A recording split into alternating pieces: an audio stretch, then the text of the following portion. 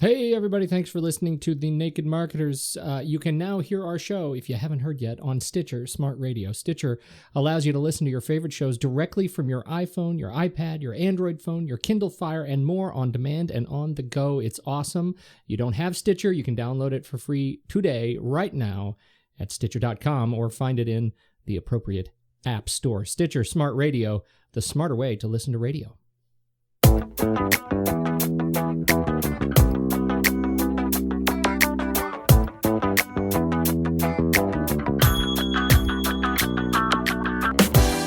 We missed a show last week.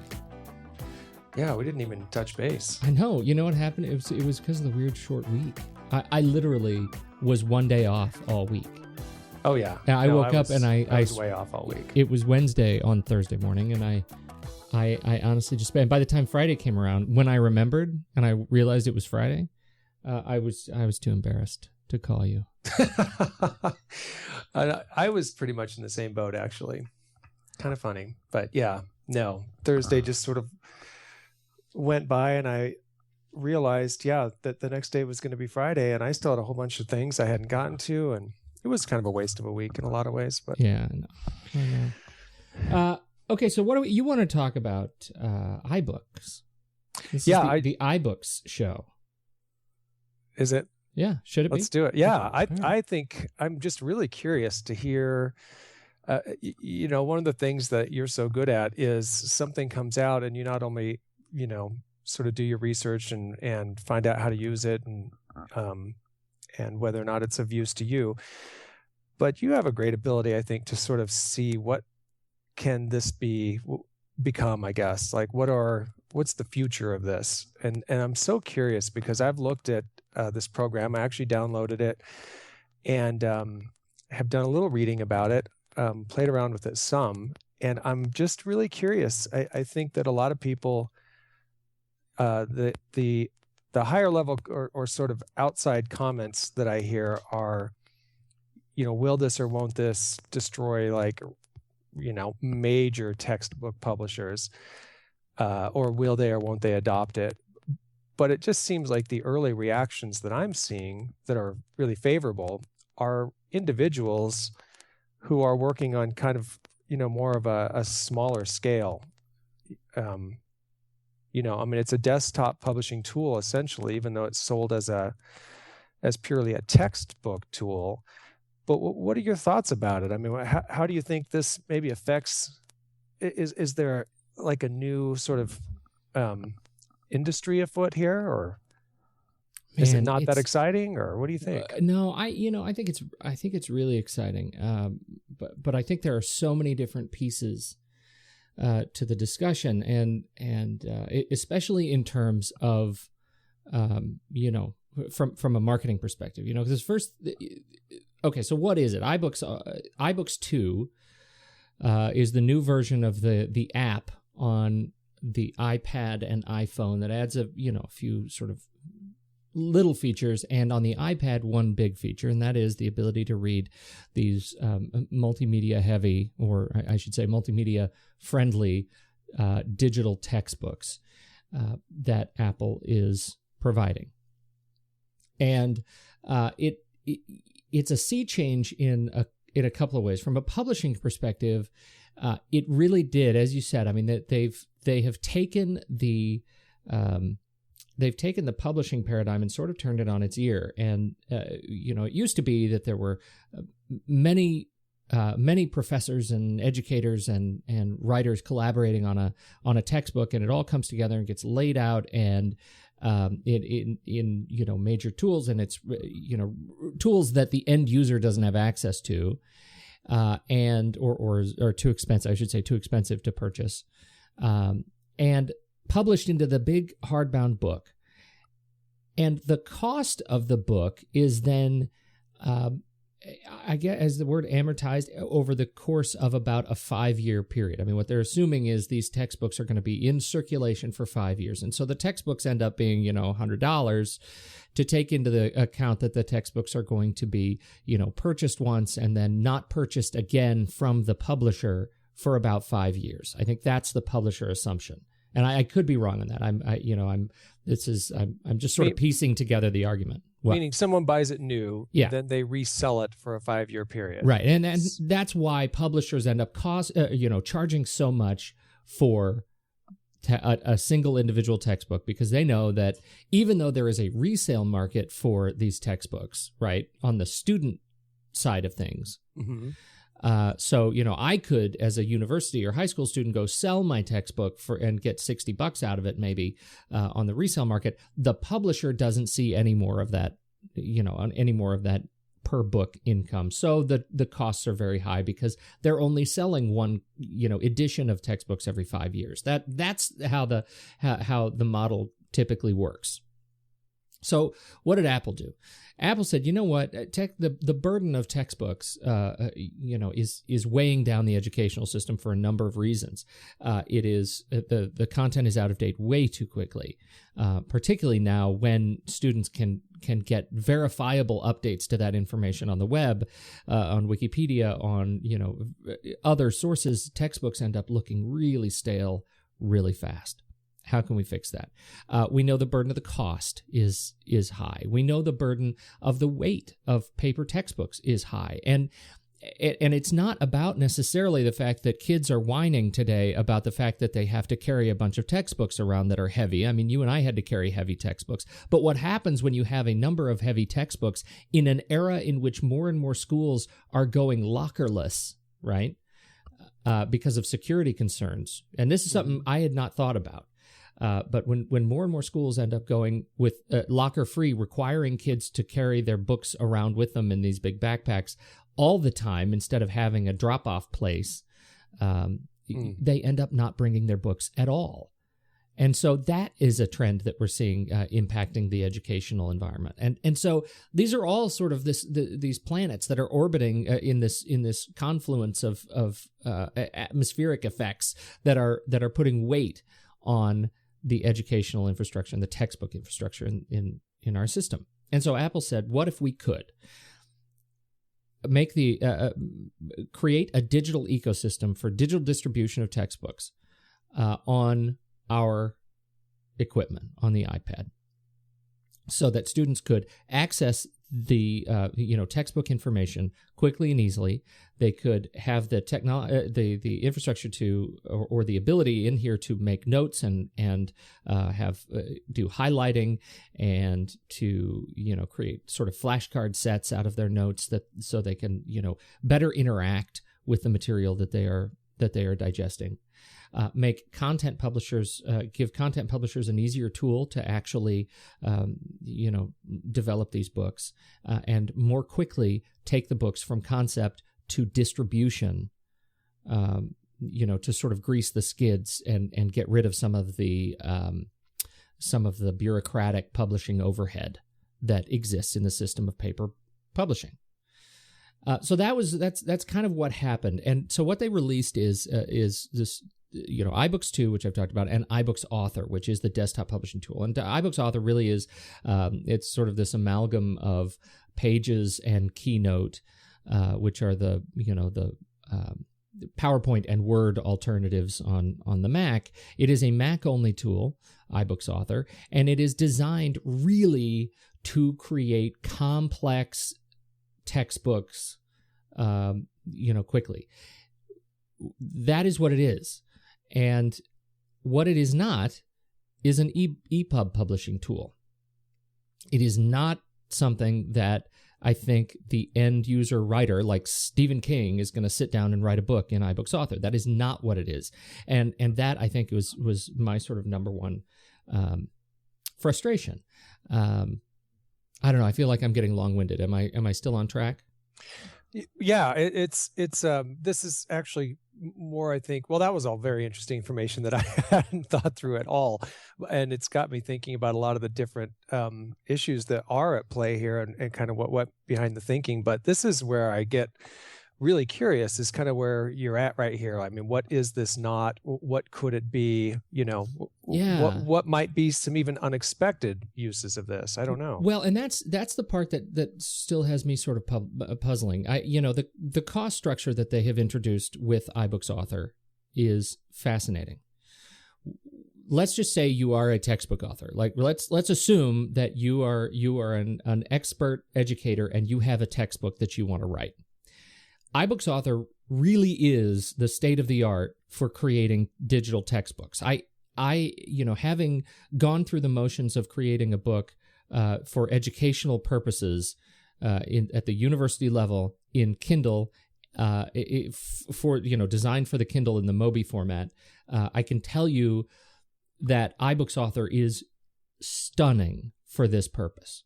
Limitations, obviously, that, anything that comes out of iBooks Author cannot be read on the Kindle. If you want to create a Kindle version of the same text, you have to have a completely, wholly separate design process to create a Kindle version and an iBooks version, right? That's really, that's a frustration. Now, I end up, when you're looking at a textbook, the preference, I think, when you look at them side by side is to look at the version on an iPad, not on a Kindle. So it really is, it's a textbook tool. I can try and underscore that more, by just using the words again in different order. I feel like I've said that a number of times. Now, but the pricing is another issue that's fascinating. We talked about the fact that the traditional publishers, Pearson, and their ilk, look at a 5-year sort of plan for building their pricing into these paper textbooks. Well, Apple has said, what we're going to do? We're going to take it back to a single book per single student for every class. Obviously, with a digital textbook, there is no resale market for a digital textbook. So we're going to say, we're not going to be thinking in terms of 5 years. We're going to think about one-time immediate sale. Every student will be required to have their own copy of a textbook on their own iPad. And so we're setting a standard ceiling of $14.99 per book. So at the outset, you think, oh my gosh, $100 per book versus $14.99 per book.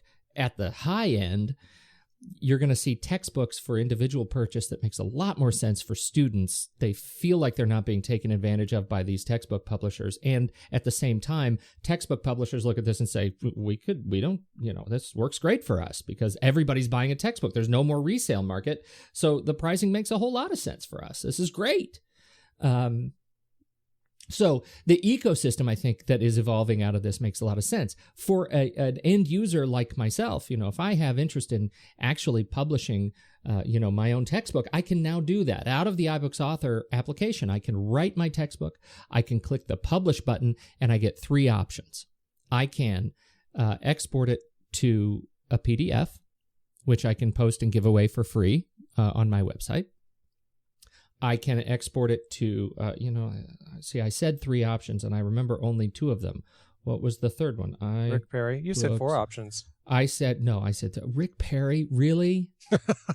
You're horrible. Well, you got to get yourself to the third and then say, Department of Education. So you can export it to, I'm going to share my iBooks. I'm going to export it as an iBooks, as a PDF, or as plain text. And a plain text actually splits out all of the multimedia content you can add. And multimedia content is pretty rich. You can add any sort of HTML widget, HTML5 kind of widget, which allows you to bring in web content so that you have this box that is constantly up to date with the very latest information as long as you're online. That's fascinating. You can add quizzes. They have this fascinating little quiz widget so you can test knowledge at the end of each chapter or section. You can add dynamic slideshows, so you can swipe through pictures, a slideshow in a particular. It's really, the interactivity is great.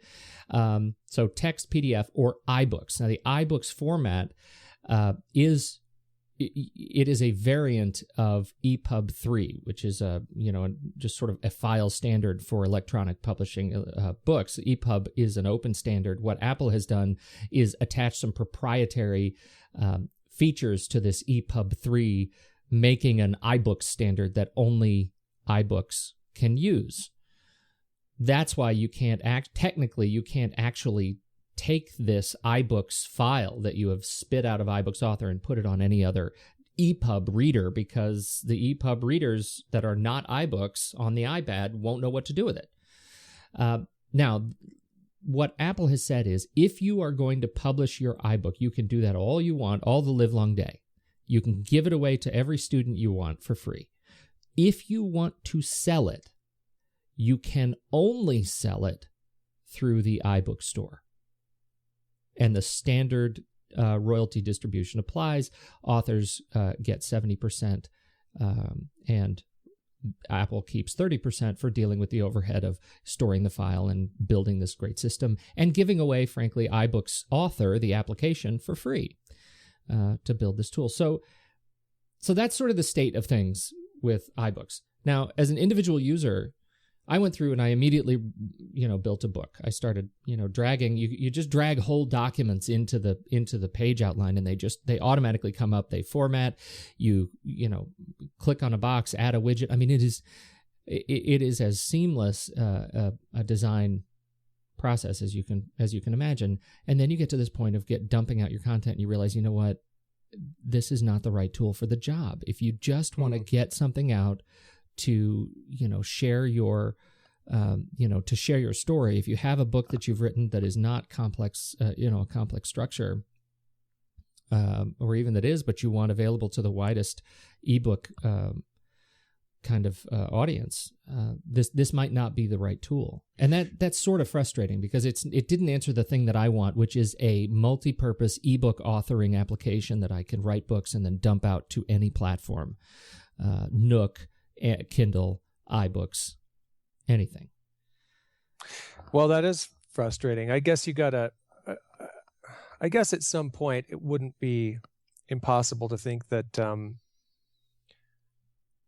Apple could update the program to make that more possible. I don't know, because that's what I'm trying to think of is and I guess when you talk about textbook authoring and that large scale, I think when you put the costs of $100 textbooks and try to replace from the student or the school's perspective, maybe the student perspective, I think of college only, where you could say, well, yeah, there's no question that if I buy or if I as a school require students to own an iPad for enrolling, or as part of their enrollment, I guess, they're going to be able to justify that cost with these textbooks at some point in their college career.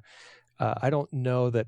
I think it's an important aside, though, to note who Apple is actually targeting here. Well, that's what I'm wondering. Is it the college student? Not yet. And when you look at the textbooks that are available now in the iBook store, they are high school texts. And I think that's really, really interesting because college is kind of a different thing. I mean, high school, there are a lot of, I guess the same sort of politics exist, in both of these, in higher ed as they do in high school and middle school. But, what Apple has sort of done silently here is say, okay, we're going to help push the higher ed publishing along by completely changing the expectations of students before they actually get to college in the first place. Here's a generation of high school students who are going to be, ideally, according to Apple's motivations here, educated using textbooks on their iPads and paying, what many have said is a very reasonable cost, sort of economic cost to get these textbooks. And then they're going to get to college. And if the publishers have not caught up at the college level, the expectations will have changed. I don't want to say, revolt seems a little bit dramatic, but. Well, the tough thing here is that you take, it's so easy to look at a marketing textbook, and I'm thinking, well, I'm just going to say a college level marketing textbook. If there's a 5-year lifespan for a college level marketing textbook, after 5 years, the marketing landscape, I just the last 5 years anyway, there's so much that as an instructor, your textbook would be so out of date if you had to rely on a 5-year-old textbook to teach a course. Right. Well, here's an example.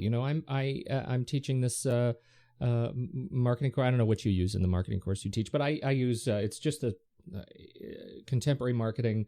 It's the Boone and Kurtz Contemporary Marketing from Cengage, and it's a book I've used for years.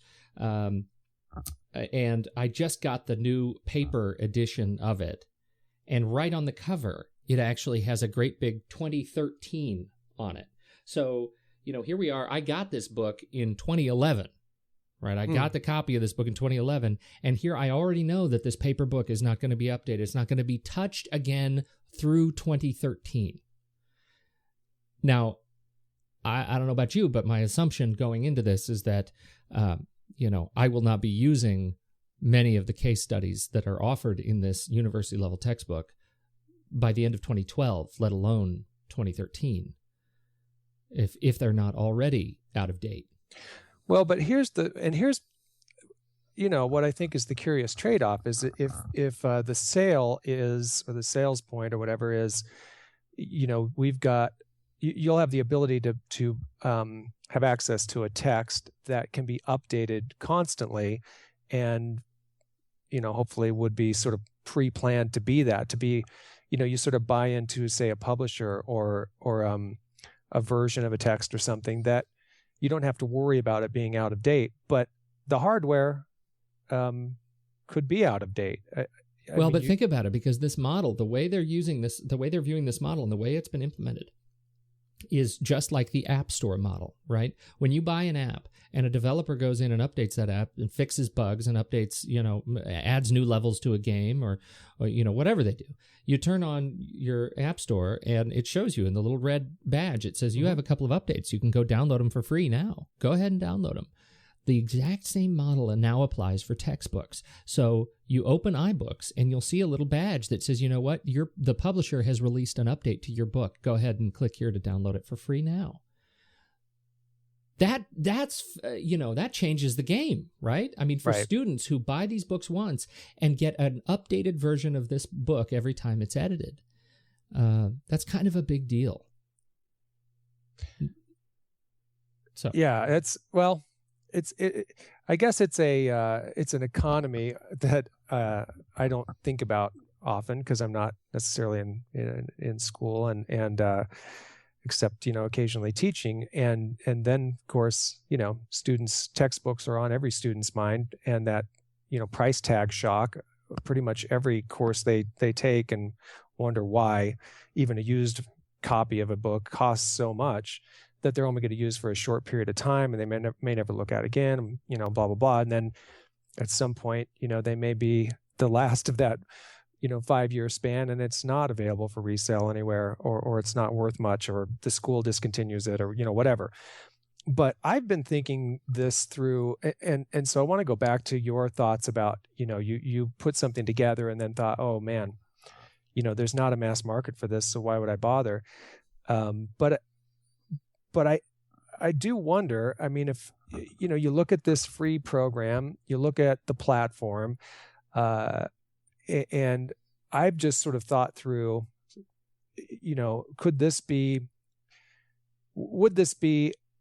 an advantage? Let's say I'm in a sales, like I'm going out to do some sales calls or something, and I want to put some sort of a portfolio together that's multimedia. Is this any better for that than Keynote would be, or anything else available? No, and in fact, if your design is to, or if your objective is to create some sort of a portfolio display, you still have, you already have tools that build in that sort of display, kind of one way, pushing information, and Keynote on the iPad in particular is a great solution for that. It's, you can automate it, you can automate transitions, you can make movies play, and put it out there, and people can swipe through images. You can do all that stuff now. So there's a perfectly serviceable tool to build a marketing presentation that is, available for that kind of pass across on the knee delivery in a meeting. Yeah, that exists. Okay. Now, on ebooks, this is, one of the things that I run into for clients is creating these sort of platform ebooks, these little ebooks that say, here's what we stand for, here's a bit of information about how we do our business, so you can, it's medium format, it's not that sort of 50,000 word kind of novella. It may be, 10,000 words that allows us to show off a little bit about what we stand for with a few images. And for that, there is actually already a perfectly serviceable tool as well, and that's Pages. I mean, Pages, as a 2-year-old, or I think maybe even almost 3-year-old application right now on the Mac, allows you to do a really solid export of a basic EPUB for distribution on, in any EPUB reader, and that includes, any device that reads EPUB, not the Kindle. Kindle has a proprietary format, and that is much to the kind of consternation of publishers. You still have to convert an EPUB to the Mobi format to get it on a Kindle. But that, once you've exported it to an EPUB, it's a perfectly easy process to convert the EPUB to a Kindle format document, and then you have images that float kind of with the text. It's a document that can handle being rotated. It doesn't give you can even, include video in it. If you're on a Kindle Fire and an iBooks, on the iPad, you can have that level of interactivity. And you get, sometimes when you're browsing the store, you'll see a version of a book and then another version of the same book for a few dollars more that says this is the enhanced version. And basically they've thrown in a couple of movies in each chapter, How about this application? How about corporate training? Yes, absolutely. Where iBooks will work really well, iBooks Author will work really well, is if you can guarantee platform consistency. And in a corporate training environment, particularly when you look at after Apple's incredible earnings announcement this week, where you're seeing that Apple is owning the corporate market in terms of tablet saturation. I mean, there is just no discussion. And on top of that, by the way, again, that was incredible news, actually. But Mashable has a little article out today about the percentages, basically showing that corporate America is preferring iOS to both Android and BlackBerry, which, it wasn't that long ago that BlackBerry was the corporate standard. Yeah. And there were a lot of corporate IT departments that were very against adopting or having anybody on the network with an iOS device, right. because they thought it wasn't secure and it didn't really work with Exchange or Exchange Server or whatever. And so BlackBerry really was the default standard. And to see iOS as the sort of new de facto preferred platform, that's new ground that I don't think many people ever would have. Well, I know you probably had this conversation with plenty of, if you ever talk to sort of the corporate IT guys with a lot of different companies, they just didn't see it ever happening. And the conversation generally was, well, Apple will always be a consumer company. They always have been. And of course, they're great with education, and because historically they were. This, I think, for them is them saying, okay, look, we're really getting a hold now. We're getting real traction in the corporate world, but we've lost traction in the education world. I mean, that's sort of their pitch anyway when they released this. Whose pitch? Apple's? That's Apple's pitch. I mean, when they released this, that was sort of their presentation was, this is part of our, education is part of the roots of the company. It's always been important to us. We want to get back to that. I think that really was just a sales pitch. I don't know how real that was, but I think it's very real. I mean, I think this is I think it would be tough to argue if you go back in time and sort of plot out Apple's moves across different industries and how their manufacturing plans kind of line up with their the way they have kind of reconnected across industries. There was a time that some say were kind of the dark years for Apple in education, where they were closing down educational sales units, and they were really sort of dismantling their educational infrastructure, apart from group sales for districts that still wanted to put iMacs in the classroom.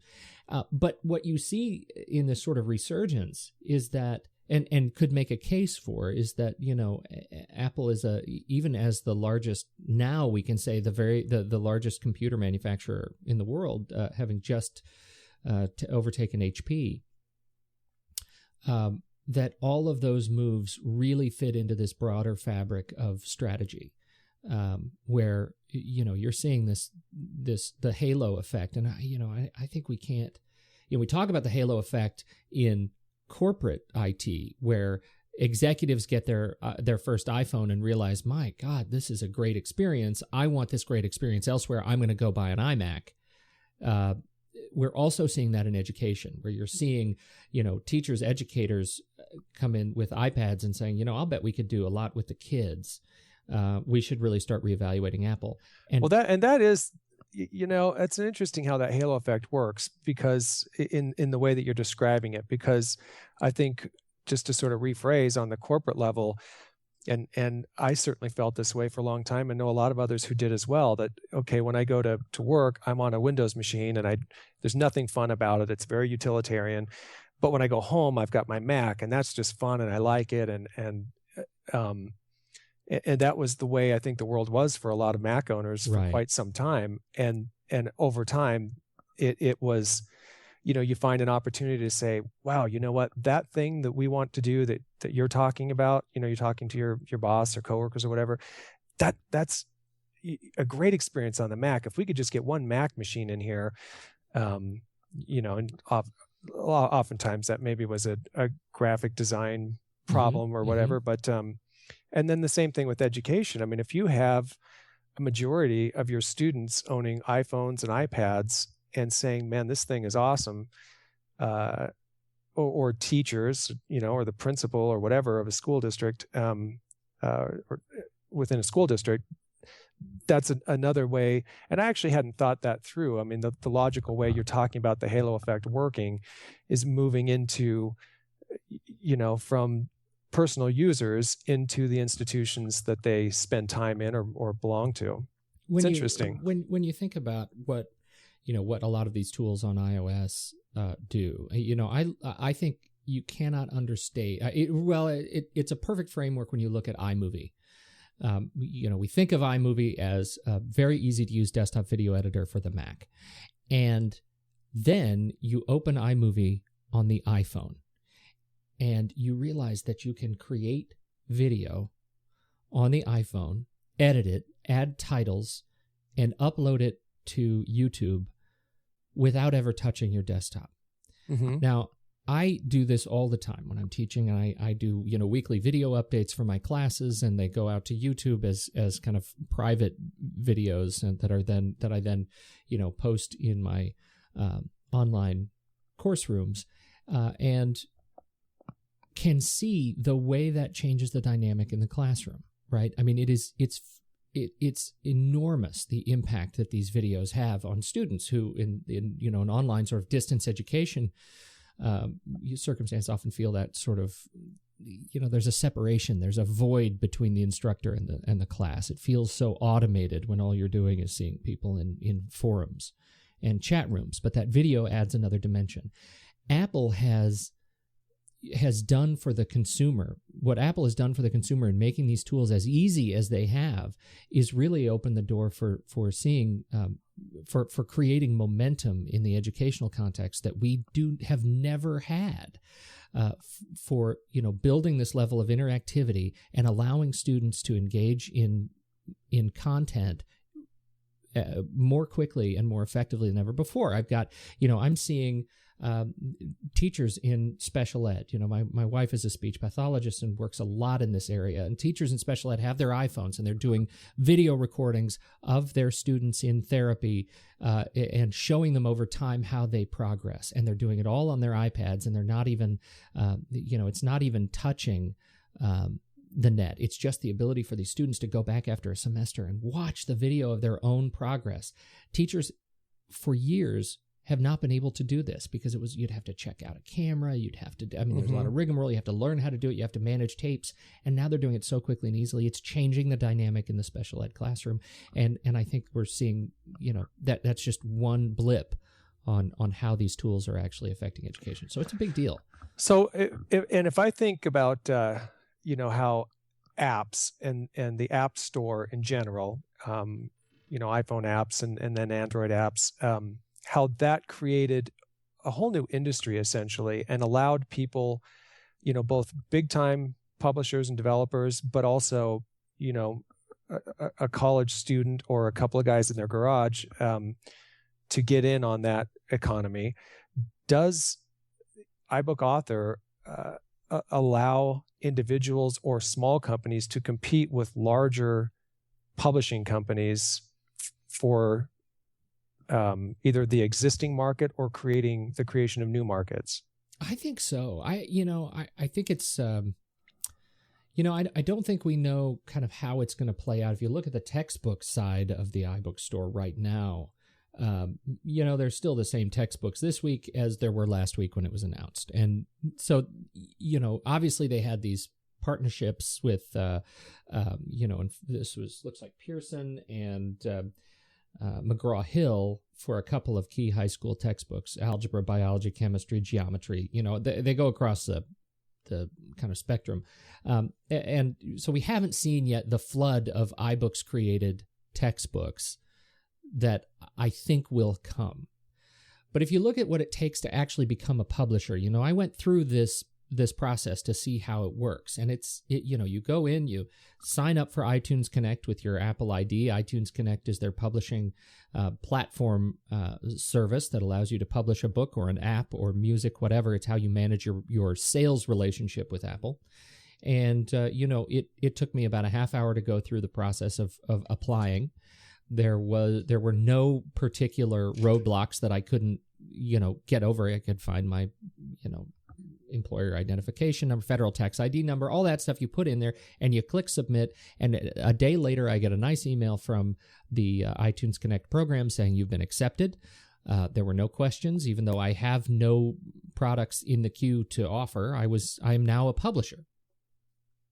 Now, I am enabled to create a book, to publish it to the iBooks format, and to upload it to iTunes Connect for approval. What we don't know is, in terms of the sales process, is just how rigorous Apple is on reviewing each submission. And historically, if you look at fact checking, for instance, I don't know. I don't know if they're going through fact checking to do this. I mean, there are books that you can download in the iBook store that have typos in them. So are they looking at quality control from that standpoint, or are they looking at quality control from a fact standpoint? Are they having some expert review the Algebra 1 textbook and take months to actually give you an editorial review? I don't know the answer to that. Yeah. And so I think that, that may be why we see a little bit of a slowdown. But I want to get back to this issue of corporate training, because this is kind of a big deal that you brought up, and I hadn't made, I hadn't kind of gone there. But once you are in an environment where you can guarantee that, your platform of distribution is consistent, and you have a room full of managers or, staff that all have iPads, then you can create, certainly some of the most robust digital text that you've ever been able to create on iBooks Author. And you can do it all at a desktop, without the need of any special equipment. And then distribute that iBooks file that you publish on your own internal website that people with one click from the iPad can download, open in iBooks, and be using your corporate textbook immediately. That's a big deal. Well, and I think that's, possibly an area for, the smaller time entrepreneur to either contract with a company mm-hmm. or develop, some training that they can go around and sell to companies. And that's the thing I'm trying to think through is, could this create something that wasn't there before? I mean, could people with a certain skill set, develop really a career out of this, or at least some short-term, project. And I, I think that on the one hand, I mean, if you had the ability, if you had the skill set to help a company that already did good, corporate training or developed, good training, if you had the ability to help them translate that to the iPad, that no longer is necessary, right? So some people may have been making a living doing that, and now that doesn't. I mean, now you've got companies who may have thought that was a good idea, like, well, we develop our training for, I mean, it's even still mostly just hard copied training manuals. And they've been thinking, well, the iPad would be a great device, but we don't know anything about that. We'd have to bring in programmers or whatever. We'd have to hire some people to do that. We don't already do rich content, like, for instance, videos and other things maybe weren't even part of the training they were doing, but they thought that would be a good idea.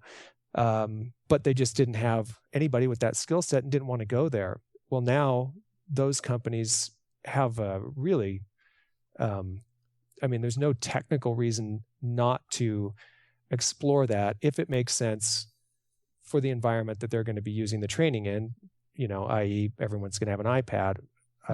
So, I think, again, some people maybe have been making a living helping to transfer information, to be used on a tablet device or an iPhone, which I guess that's still there. And I think that's, I think it's very interesting to think that gap there is in the process of being more or less eliminated, so that, I heard somebody early on describe, and maybe it was even that Apple had said this, I think, that, this is like GarageBand for textbooks or whatever. Yeah. Which essentially means, all of the, and this was true with GarageBand, but also iMovie, like you had mentioned, that a lot of very expensive software and equipment, also, some very advanced skill sets were no longer necessary for at least a certain level of user for most people. With those two programs. And so this one kind of does that, but this is such a different thing. It's one thing to say, yeah, I shoot home movies on my iPhone, and with iMovie, I can create, professional looking movies, but I have the same audience. It's my family and whatever, a few friends. But with textbooks, it's such a different arena. It's not the kind of thing most people are, people aren't creating textbooks, companies are. Maybe that's why I brought up corporate training. It's kind of the only thing I could think of that was really seemed to me like a very solid application that could be, it's still not your everyday user that's going to be able to do that, but it's at least something other than a big publishing company. Well, and I think that's, I think that's an important distinction. And the user license agreement is interesting. It's interesting and frustrating that comes with iBooks Author because, what they've said is Apple, and they've said it none too clearly, or they've said it unclearly, I should say. But the way I'm reading it, and I think the way many people are reading it, though there are some really loud dissenters, is that Apple owns the export format of the .iBooks file, right? So what they're saying is if you write something in Apple iBooks Author, I should say, the format that comes out of that is a custom format based on EPUB 3, but we own it. We, Apple, own it. And that means we get to determine where you sell it. And so you are not allowed to take an iBooks file and earn a single penny from it through back channel sales. You can distribute it for free, but if you want to sell it, it has to come through the iBooks store. Which is maybe somewhat similar. It's not really, and that is, I can see where that's just really frustrating for a lot of people. By the same token, I guess it's sort of this trade-off in their mind, perhaps, that you're restricted in that way, in a way that's very Big Brother-ish, really. But also, they're providing, the other side of the sword, I guess, or the coin, is that they're providing an outlet for you to promote it or sell it. Yeah. Well, and that's sort of their a argument. built-in way of promoting it. Right. They built the ecosystem, and they're going to give you the free tools to create it. We built the ecosystem. We're going to earn our 30% off of every sale. And I totally get that. But what that legally precludes is creating an iBook file and selling it on your own. Like, I can't create an iBook file and sell it on my website. Or I can't, as a corporate trainer, I can't create my textbook in Apple iBooks and then sell it to, my clients Right. I would have to find another way to, and I think this is where that sort of garage industry is going to sneak up, where I'm going to have to find a way to incorporate the cost of the textbook in services. And I think that's a very real thing. In a corporate environment, I think you're not really looking at the sale of each individual unit. I'm thinking of myself as an independent. If I'm an independent contractor going in on a corporate training initiative, and what I'd like to do is create my textbook in iBooks Author, I can't legally sell that according to the end user license agreement, but I could certainly work that into the cost of my services. You see what I'm saying? Exactly. Yes, exactly. And that's. But I think there's another until you really look at what the actual problem is, it's easy to focus on Apple as you said, sort of big brotherish. But the real problem is not Apple. It's not iBooks Author. It's not their control of their own app store, which is, I think it's their playground. They can certainly take their ball and go home if they want. But the real problem is that what Apple has done is given us an incredible tool to create books on the desktop.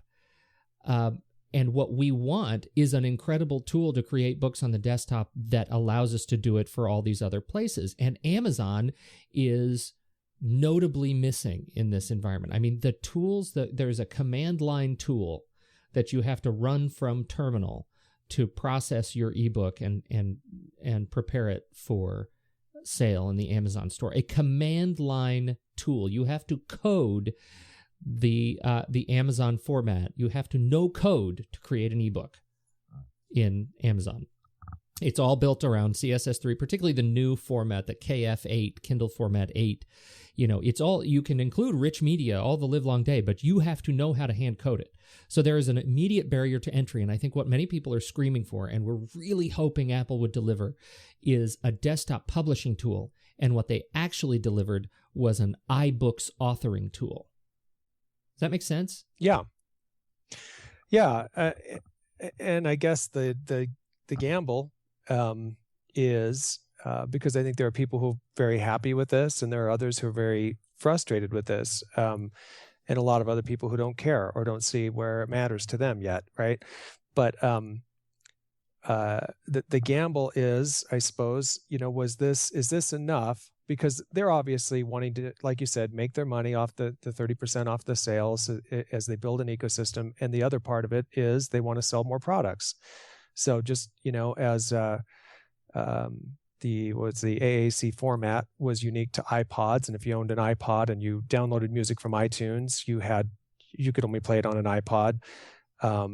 And they hoped that people's adoption of the iPod in that closed environment would promote sales of the Mac computer down the line as people enjoyed their experience. And that's been working for them for quite some time in that way. And it's been frustrating to some, but it's played into their long-term, I think, growth and development. So does this do this? Do people say, wow, okay, it's got some restrictions, but I guess I get them. They kind of suck. It isn't everything I want. It's everything they want, but, I don't have to know programming to use the Amazon one. I mean, this is going to be, and the iPad people love using, and it's got a mass adoption. So it doesn't cover all my markets or all my end users, but if I can find the right environment for it, I'll make this trade-off. And at the end of the day, maybe you've got school systems and corporations buying 50 or 100 or 1,000 iPads. And so Apple's made this trade-off where they have not made everybody happy, but a year from now or 2 years from now or whatever, they're able to look back and say, but look at all the growth that we've experienced and the mass adoption. But right. I think it's still a little risky, right? Well, I think it's very risky. And just to your point, I mean, Apple has never Apple is a company that sells hardware. They're in business to sell hardware. They make iMovie and GarageBand, and they're able to make Final Cut Pro a $300 application, because it sells. Arguably about Final Cut Pro, that's kind of a different issue, but arguably because the software drives adoption of hardware, and that is the opposite model of most other providers. I mean, Android advertising sells hardware, right? I mean, it's just a different way to look at it. And while the Android OS is free, it's a different way to look at the model. And so if this is really designed as a gateway. iBooks Author is a gateway to Apple hardware. And if people fall in love with Apple, and need to buy textbooks because they are gorgeous and there is nothing else on the market. There is nothing else on the market like it right now. Then this will sell hardware. But that's, I go back to what the fundamental problem is and where I think there is great opportunity. I mean, this is a huge developer opportunity. There are independent developers that make incredible design software, for creating, for actually creating and building, web technologies. I look at, I use Coda and Espresso and, so Mac Rabbit and I use Transmit from Panic. These independent developers are expert at building front-end interfaces for complex coding projects. And what we need is a front-end development environment for complex ebook projects that allows us to use all of the tools we want to use and export to all of the formats we want to export. Well, what's Adobe's tool? EPUB? Well, what is it? What's it called? They've got something that apparently is several $1,000s. Are you talking about their magazine publishing thing that maybe big production houses? It's a weird. Oh man, it's so weird. So most of the newsstand-based magazines in Apple's store are produced using, the Adobe suite. And so what they have done, see if you can find the name of it. Yeah, it's an e-publisher. Yeah, and what it allows you to do is take InDesign designs, layouts, and convert them to an e-published document, right? And that ends up being a complex combination of, PDF and image and HTML that is only viewable inside of their reader. And their reader you can get it as a standalone. I don't even have it installed on my iPad anymore. I can't find it. They have this standalone viewer that you can download as a developer to actually see your publication, or then when you sell it, it shows up in the iPad store and it downloads, the reader is a part of the application, right? So the content and the application end up being together. And then it allows you to download new editions and that sort of a thing. And where Adobe is really focusing is on the major magazine publishing houses.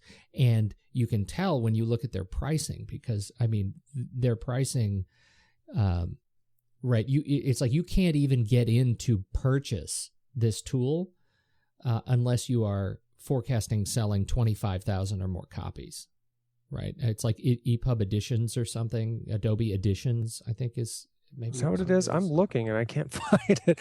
Somebody referred to it on an online board the other day, and I had never heard of it before. But yeah, Adobe that was Digital Editions, right? I mean, it's really designed for big publishing houses, I think. I don't know. I mean, it's. But does it do what you were saying? I mean, no, no. Okay. What it doesn't let you do is take advantage of the incredible, rich media experience, and that's what we need. That's what HTML5 and CSS3 built into these EPUBs allows you to do, is incorporate this sort of rich web experience inside of these publications. Okay. And so I just think there's a hole and there's a great opportunity for independent developers. So that's my take on it. As someone who writes ebooks and looks to get content out for, audiences, that's where the hole is and the opportunity is. So I think I think the bottom line is people get all upset at Apple for writing this application that is, of such limited scope. And I think the upside is that Apple just set the bar for creating electronic books. And, we should look at that for what it is. And if you want to create a textbook for sale to a school and you want to distribute it for money, there's an ecosystem for that. And there wasn't before. Now there is. And Well, and I will be. I don't know. Maybe no one thinks this will happen. I don't know, but it does seem very possible that this is being released this way with these restrictions, and I don't know, packaged as is right now, and maybe a year from now, the feedback is so strong one way or another that either the restrictions change, the pricing structure change, the capabilities of the free program change. Maybe there's a free version, but then a paid version that does more. I mean, I wonder, because Apple doesn't tend to do this. A lot of companies will release and say, well, we're going to wait for the feedback and modify it.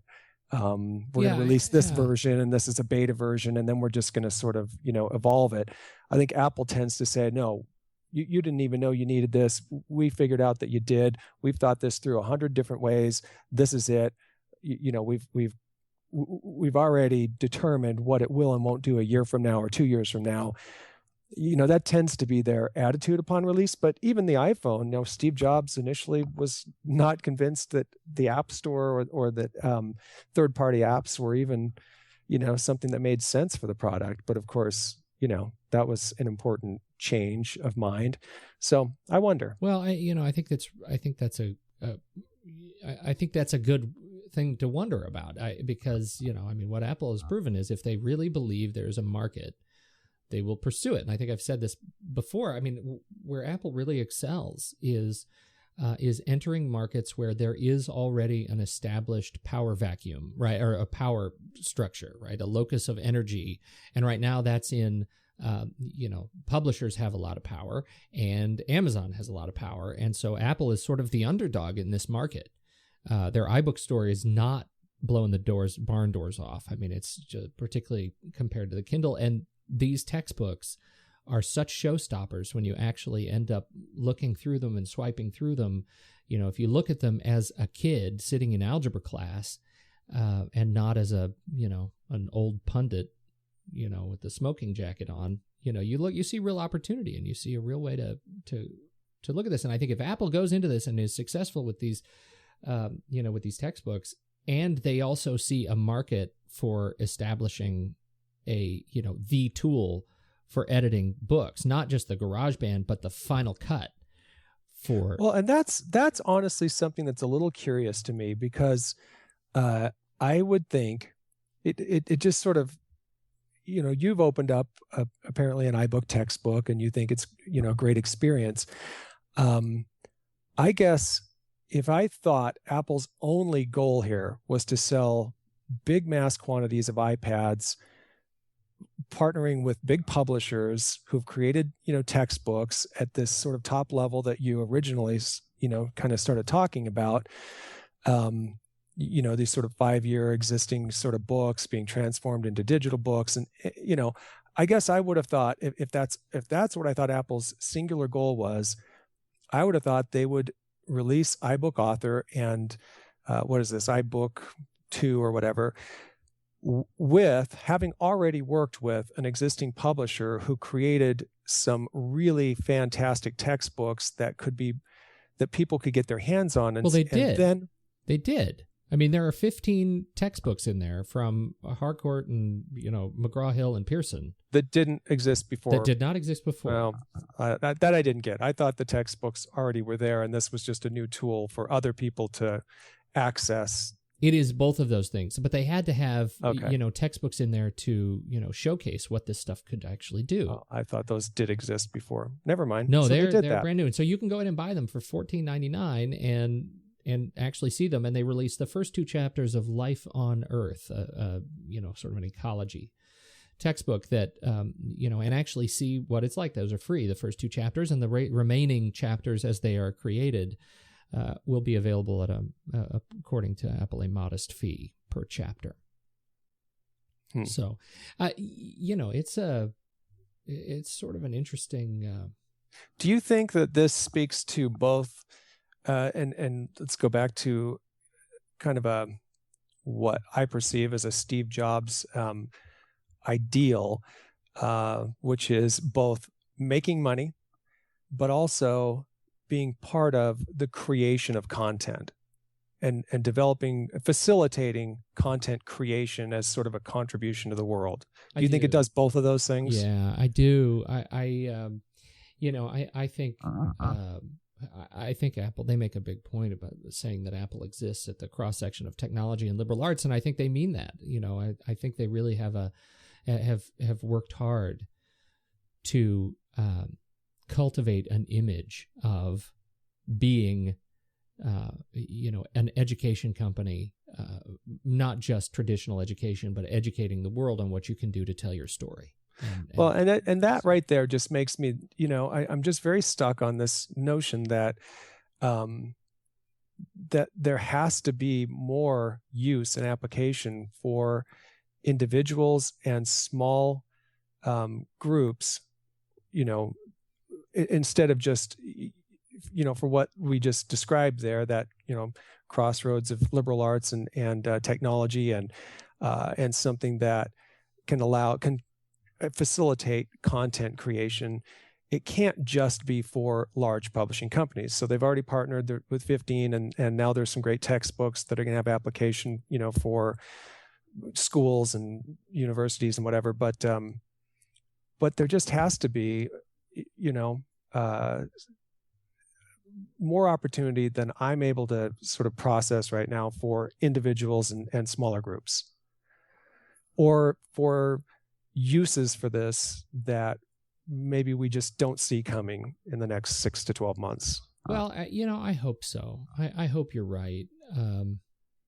I don't know. I think, like we were saying, Apple's going to have to see the opportunity, to create and distribute content, as a market, a market reality. And I don't know that they actually see that. I think they see that. I think what they're focused on is, let's create great content that exists on our devices, because that's the world we live in.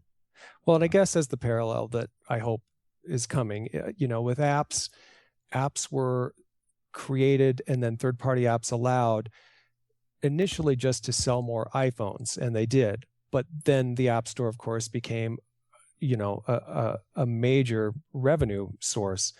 And so iBooks, or iBook textbooks, and iBook Author right now looks to be created to facilitate the sale of mass quantities of iPads. But perhaps at some point, since there is that 30%, built in that you mentioned, perhaps there is, or perhaps there isn't, a future sort of cottage industry of content creation by people other than publishing companies. I hope so. Yeah. I do. I hope so. I'm not, and I hope that that's what I'm saying. Like there's a real vacuum in the actual tool, and because the rest of the tools, that go into creating these iBooks are, essentially open standards. There's a real opportunity for a small publisher to get in there and create something beautiful. Or for a creative content consultant, business consultant, to go to a company and say, here are some ways that we can, we talked about corporate training. So, someone could come in and help a company, create, a training program or whatever. But maybe there are some other things about this, maybe not. I don't know. I'm just trying to think through like ways that companies want to be able to speak to their customers, to their clients, to their market, or just internally speak to their employees, that a tool like this might allow a creative consultant to step in and facilitate, where they're mostly, like you said, selling their time. They're not creating a book that then they're just relying on the sales of that book, but it's their time and service in helping, utilize this tool to help a company maybe do something that they've thought they'd love to get around to someday, but just couldn't really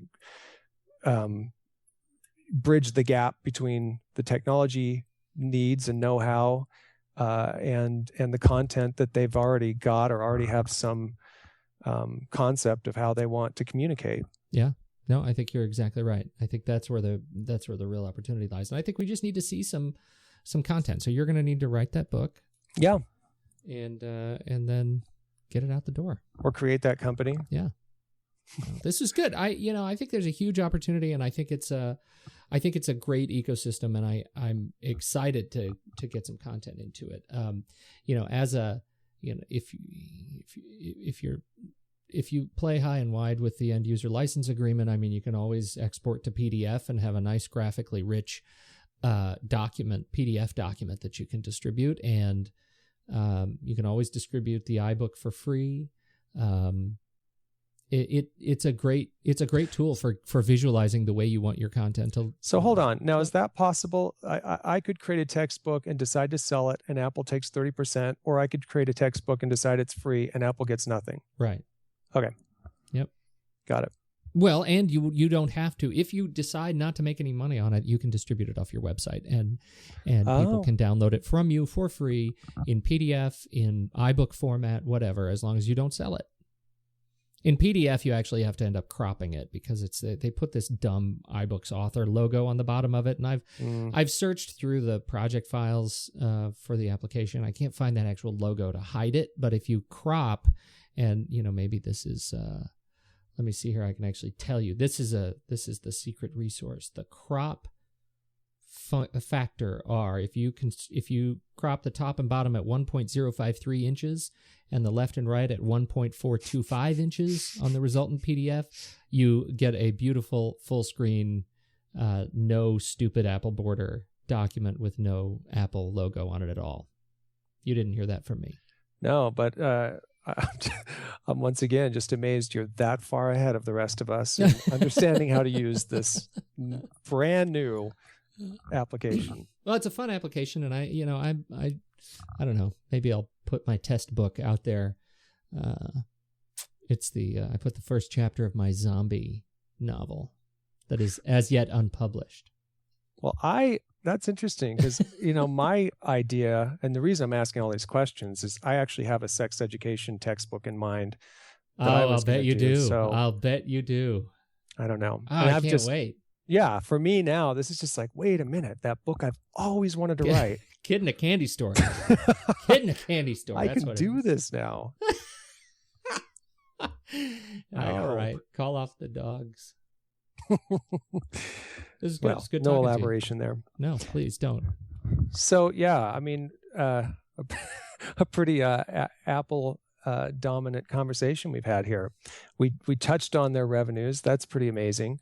I don't know if we want to touch more or talk any more about that at all. I only want to say one thing, and this was the pattern that I think is so interesting. In the iPhone was released in 2007. Mm-hmm. In 2008, they sold more iPhones than they sold in 2007. In 2009, they sold more than the iPhones than they sold in 2007 and 2008 combined. In 2010, they sold more than the 2007, 8, and 9 combined.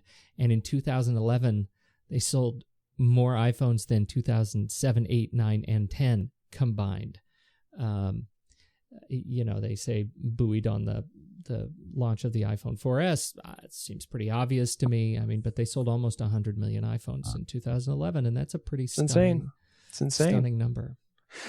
Well, the only thing we didn't talk about, Pete, that I wished we would have, and we'll have to save this till next time, but Kim.com of Mega Upload. Boy, that's a fascinating individual. That is, fascinating individual, fascinating story that I think is still kind of unfolding. So yeah, we can talk about that next time. It's a great story, the Mega Upload story, and in the context of SOPA and PIPA, and